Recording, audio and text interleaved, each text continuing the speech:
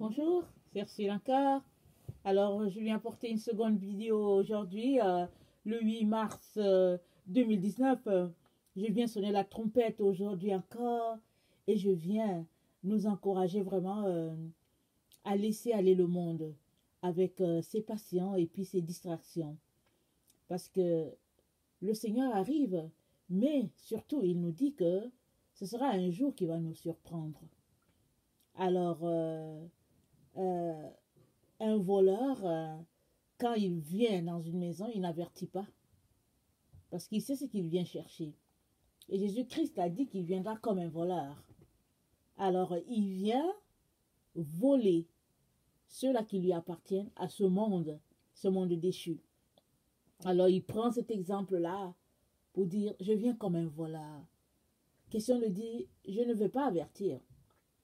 Et Satan pense que il a pris les enfants de Dieu dans un piège. Et il est là, se disant que bon, voilà, il va finir avec. Et Jésus dit, je viens comme un voleur. Alors, il est important d'être prêt pour ne pas être surpris. Alors, la vidéo que j'apporte euh, parle de prends garde à toi-même. Alors, je vais lire dans Luc 21, le verset 34 à 35. C'est juste deux versets. C'est un message du Seigneur pour toi aujourd'hui. Et le Seigneur vient t'encourager pour te demander. Il vient t'encourager et il te demande de te préoccuper de ton âme. Ça, c'est très, très important. Parce que il y a des choses que tu considères importantes, mais qui, au fait, aux yeux de Dieu, ne sont que de la distraction pour ton âme. Et ça, il n'y a que toi qui sais ce qui te retient dans le monde. Et ton voisin ne peut pas savoir, ton ami ne peut pas le savoir, moi je ne peux pas le savoir. Tu le sais et Dieu le sait. Mais Dieu ne peut rien faire tant que tu ne lui livres pas toute ta volonté.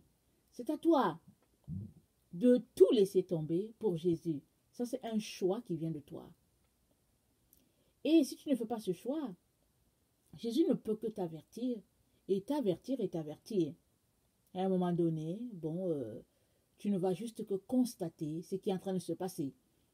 Et Jésus donc vient aujourd'hui te demander de prendre garde à toi-même. Alors, Luc 21, le verset 34, ça dit, prenez garde à vous-même, de crainte que vos cœurs ne s'apesantissent par les excès du manger et du boire, et par les soucis de la vie, et que ce jour ne vienne sur vous à l'improviste, car il viendra comme un filet sur tous ceux qui habitent sur la face de la terre, de toute la terre. Veillez donc et priez en tout temps afin que vous ayez la force d'échapper à toutes ces choses qui arriveront et de paraître et de paraître debout devant le Fils de l'homme. Le Seigneur nous demande de prendre garde à nous-mêmes. Alors quand il parle de nous-mêmes, il ne parle pas de notre corps. Il parle de notre âme. Parce qu'il dit, ne crains pas celui-là qui, une fois après avoir tué le corps, a le pouvoir de jeter dans la géhenne. Mais il y a un qui peut tuer le corps, mais il n'a pas aucun pouvoir. Et ça, c'est le diable. Le diable peut t'intimider, il peut te menacer, il peut même aller jusqu'à t'ôter la vie sur cette terre. Mais si tu as Jésus-Christ dans ta vie, alléluia, la Bible dit que, absent de ce corps, c'est être présent avec le Seigneur. Mais à l'heure où nous sommes, à une heure très très avancée, dans les ténèbres et dans la réalisation de toutes ces choses-là que Satan a décidé de faire subir aux enfants de Dieu, Dieu te dit, prends garde à toi-même, afin que ton cœur ne soit pas distrait par les choses de ce monde. Alors, je ne sais pas si vous avez déjà constaté ça dans votre vie. Moi, au fait, quand je mange, très très souvent, j'ai pas l'habitude de faire des excès. C'est difficile que j'en fasse. Écoutez, une mère de famille, si tu fais les excès, tu ne peux plus rien faire.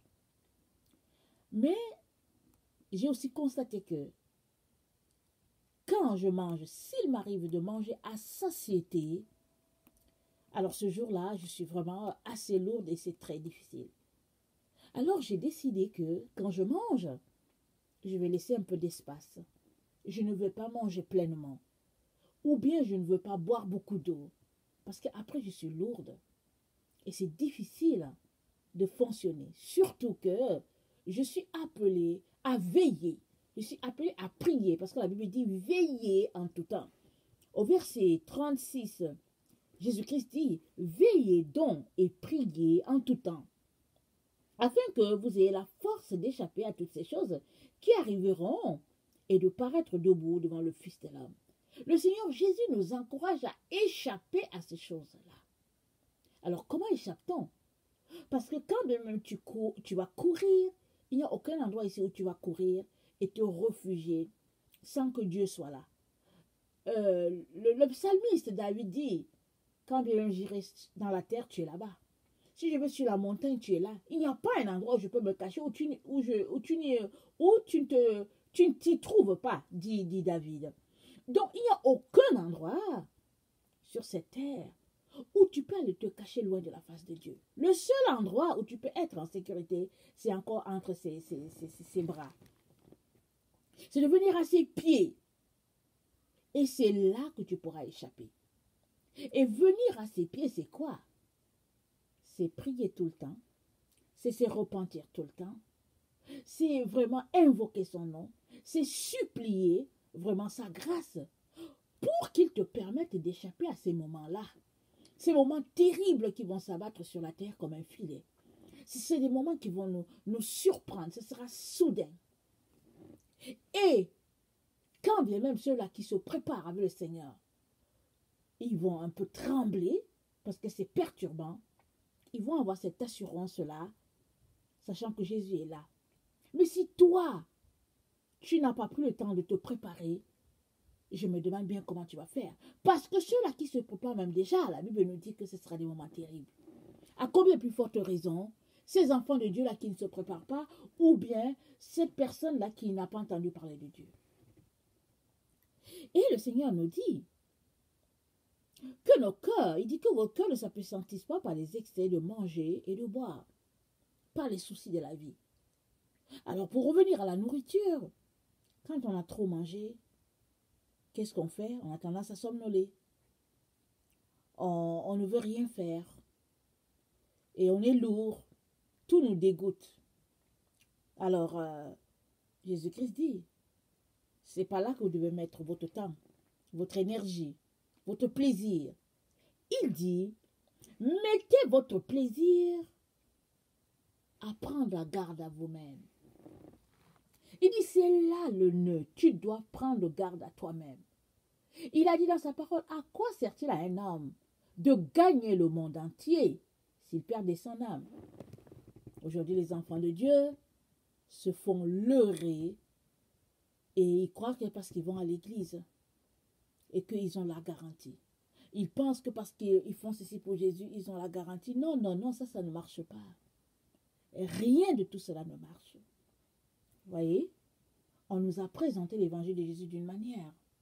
On nous a dit que c'était comme ça qu'il fallait lui donner la vie et que tout irait bien pour nous. Mais l'Église n'est pas l'épouse de Christ. L'épouse de Christ est tirée de l'Église qui est le corps de Christ parce que Christ est la tête de l'Église. L'épouse de Christ est tirée du corps de Christ. Et l'épouse de Christ, elle passe son temps à genoux.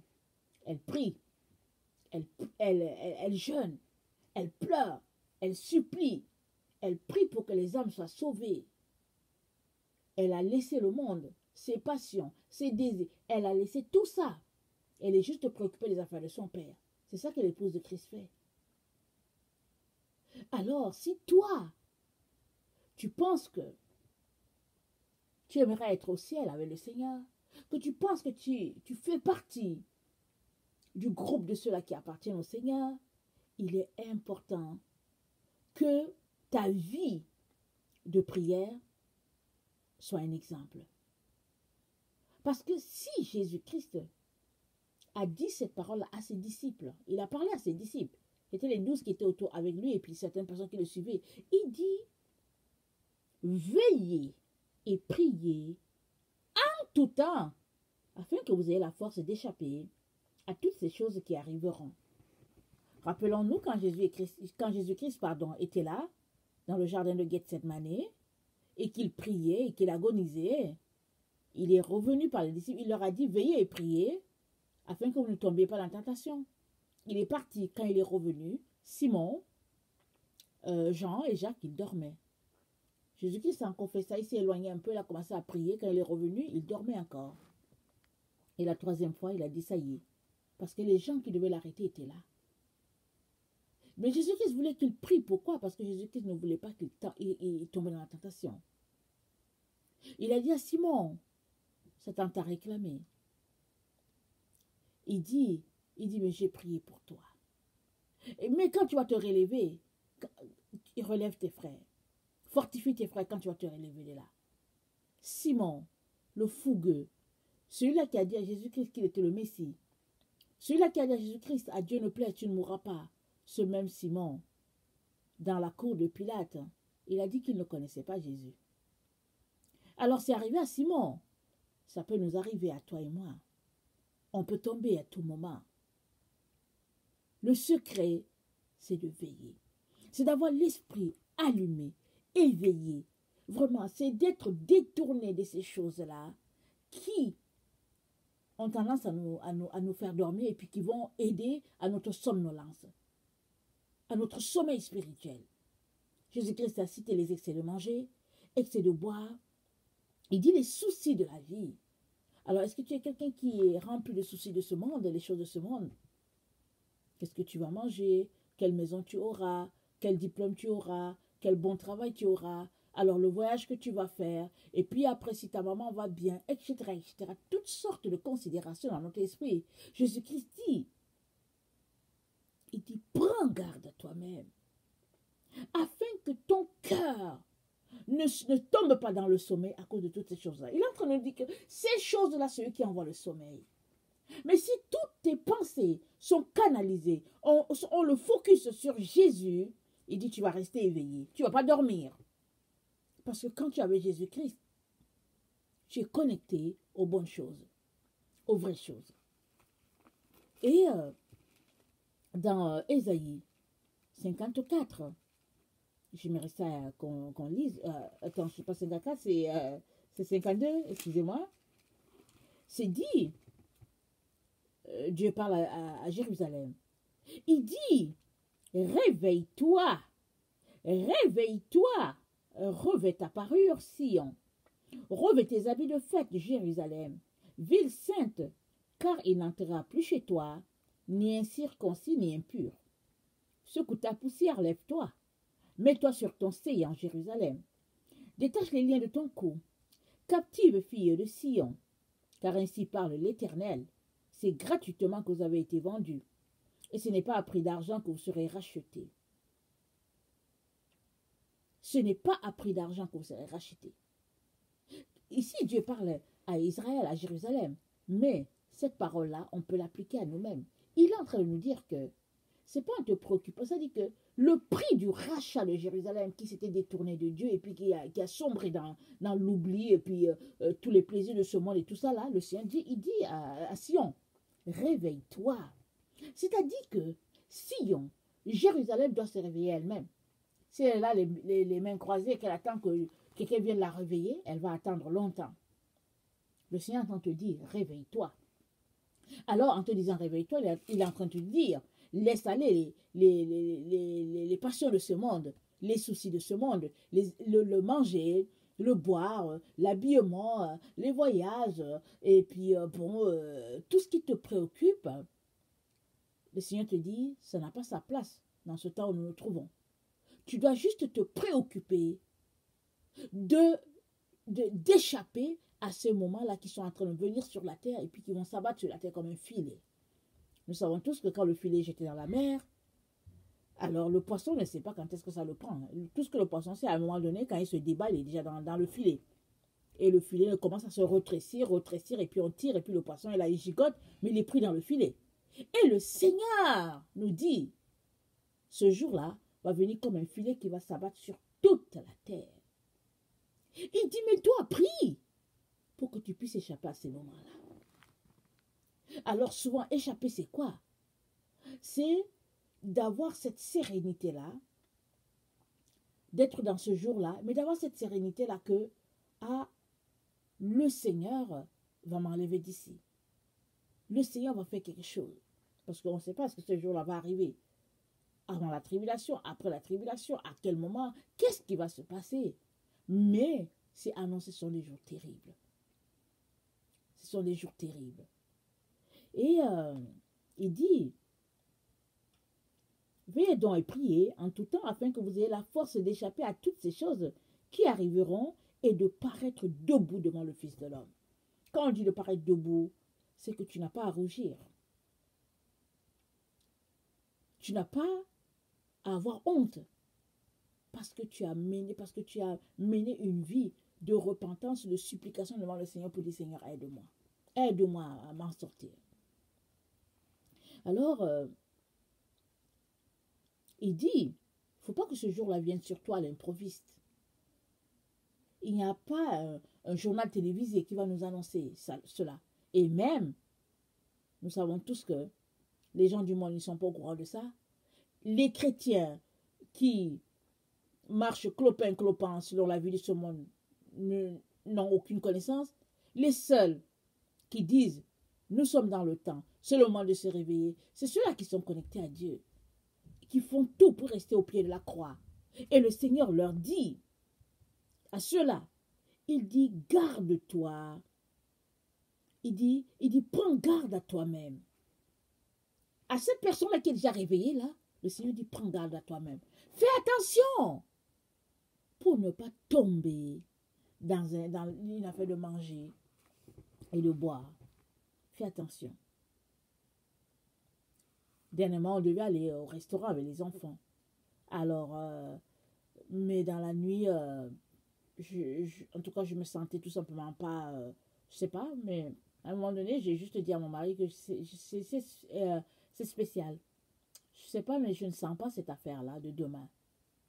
Mais bon, vous savez, les enfants, ils aiment les sorties, et puis bon, voilà. Et, mais, au petit matin, le Seigneur est venu me parler.